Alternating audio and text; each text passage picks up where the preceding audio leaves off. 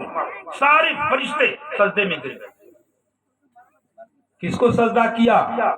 میرے عزیز دوستو، آپ کے باپ کو سجدہ کیا تھا، کسی بندر کو سجدہ نہیں کیا تھا، خنزیر کو سجدہ نہیں کیا تھا، آپ کے باپ کو سجدہ کیا تھا۔ اس وقت روئے زمین پر جو انسان بستے ہیں ان کے ابا کو سجدہ کیا تھا فرشتوں نے۔ ہاں، ایک بغل میں وہی کانٹا تھا، اللہ تبارک تعالیٰ نے ایسا انتظام کیا کہ ظاہر کر دیا۔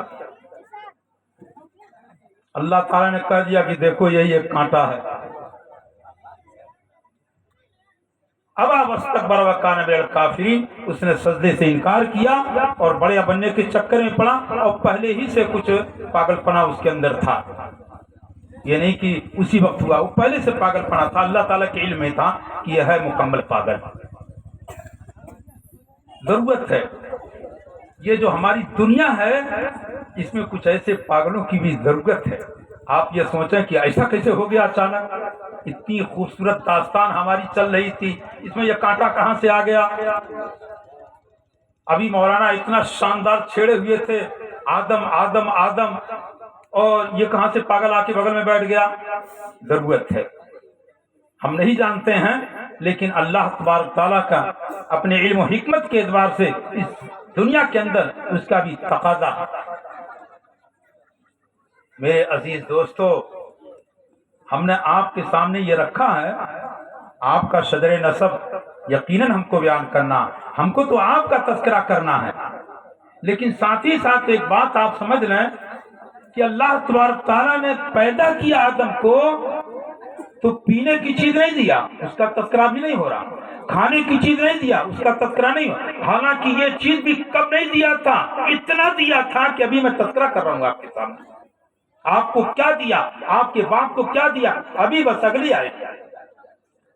لیکن اللہ تبارک تعالیٰ نے جس چیز کا تذکرہ کیا وہ علم آدم الاسماء کلھا، کہ آدم کو سارے علوم دیے، ساری چیزوں کا علم دیا۔ اس دنیا میں آپ کسی چیز کو ہرگز نہ کبھی طے کریں کہ اس کو جاننے کی ضرورت نہیں، علم شیء بہتر از جہل شیء، ہر چیز کو جان لینا بہتر ہے اس سے جاہل رہنے سے۔ اور مسجود ملائکہ جو بنایا،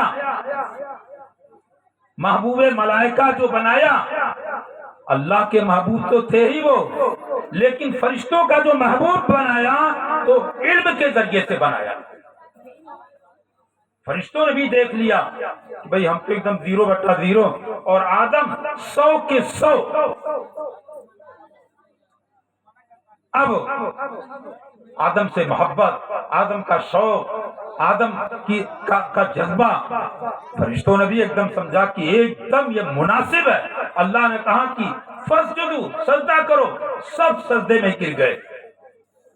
میرے عزیز دوستو، یہ کیا چیز تھی جو ان کو سجدے کی طرف، آدم کے شوق کی طرف، آدم کے لیے جذبہ، آدم کے لیے محبت، کیا چیز تھی؟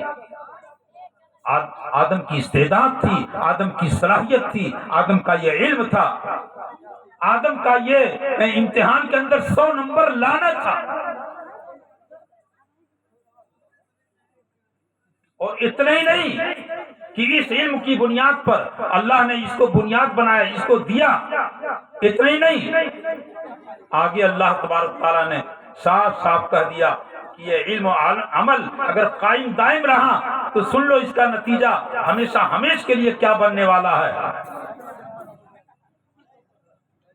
وَقُلْنَا يَا آدَمُ اسْكُنْ أَنْتَ وَزَوْجُكَ الْجَنَّةَ، اے آدم آپ اور آپ کی اہلیہ دونوں جنت میں رہو، اسکن، سکون کے ساتھ رہو، اطمینان کے ساتھ رہو، وَكُلَا مِنْهَا رَغَدًا حَيْثُ شِئْتُمَا، جہاں چاہو جو چاہو کھاؤ، بے شمار نعمتیں، بے انتہا نعمتیں۔ بس تھوڑا سا یہ ایک درخت ہے، اس کے قریب مت جانا، اتنی بڑی جنت کیا ضرورت ہے، مت جانا۔ الانسان حریص فیما منع، ہم لوگوں کا حال یہ ہے کہ جس چیز سے روک دیے جائیں گے ضرور تاکیں گے، کیا بات ہے روک دیا، क्या चीज है रोक दिया, क्यों रोका? नतीजा ये हुआ कि वो एक खतरे की चीज था, खतरा बना। वो अल्लाह की तरतीब थी। मेरे अजीज दोस्तों, आप देख रहे हैं मस्जिद मलाइका हुए, आप अपने बच्चे का लाड प्यार करते हैं। अल्लाह ने आदम को पैदा किया और उनका लाड प्यार क्या? जन्नत। इस कायनात में कोई माँ अपने बच्चे से, कोई दोस्त अपने दोस्त से, कोई मुहिब अपने महबूब से कोई ऐसा लाड प्यार नहीं कर सकता है। जन्नत जैसी लाड प्यार की जगह है जो अल्लाह ने अपने दोस्तों के लाड प्यार के लिए बनाया। अल्लाह ने आदम को जो उनके महबूब थे, हजरत हव्वा को जो उनके महबूब थे, अल्लाह ने इन दोनों महबूबों को जन्नत, ये लो जन्नत। कितनी दहाइयों तक उस जन्नत के अंदर रहे। तो ये अल्लाह का लाड प्यार जो है किसी बंदर के साथ नहीं हो रहा भाई। ये क्या तमाशा कर रहे हो? तुम्हारे बाप दादा बनाए गए, क्यों बनाए गए उस पर गौर करो, मत करो वो हरकत, अब आइंदा नहीं बनोगे। तुम्हारे बाप दादा खिंजीर बनाए गए, तुम वो हरकत मत करो, लेकिन हम तो देख रहे हैं कि वही हरकत तुम लोग बार बार कर रहे हो। इस वक्त भी आप देखेंगे तो उस मजहब के लोग, उस बिरादरी के लोग जो है इसी तरह की हरकतों के अंदर मुब्तला हैं। तो सारी दुनिया को बंदर की औलाद, सारी दुनिया को सुअर की औलाद बनाने के चक्कर में मत पड़ो, कुरान नहीं चलने देगा।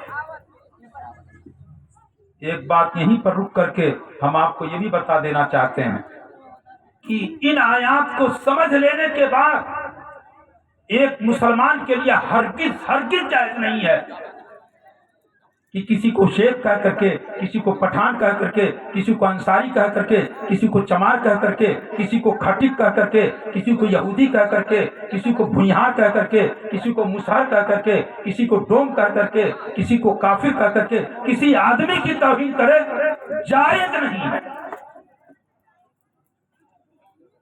मैं अभी आपके सामने पेश कर रहा हूं, अल्लाह तबारक तआला ने आदम और आदम के बच्चों की कुरान में रट लगा दिया है, और बड़े शानदार अंदाज में, बड़े मुअद्दब अंदाज में, बड़े ही प्यार के अंदाज में आपका तज़किरा उसने किया। अब आपको, हमको कोई चमार कहे जायज नहीं है आपके लिए, आप मुझको डोम कहें आपके लिए जायज नहीं होगा, हराम है। अगर आप तौहीद के लिए कह रहे हैं हराम है। और मैं तो एक बात भी कह देना चाहता हूं, लेकिन नहीं कहना मुनासिब है। मेरे अजीज दोस्तों, अगर इस तरह की हरकतें कुफ्र नहीं है तो कुफ्र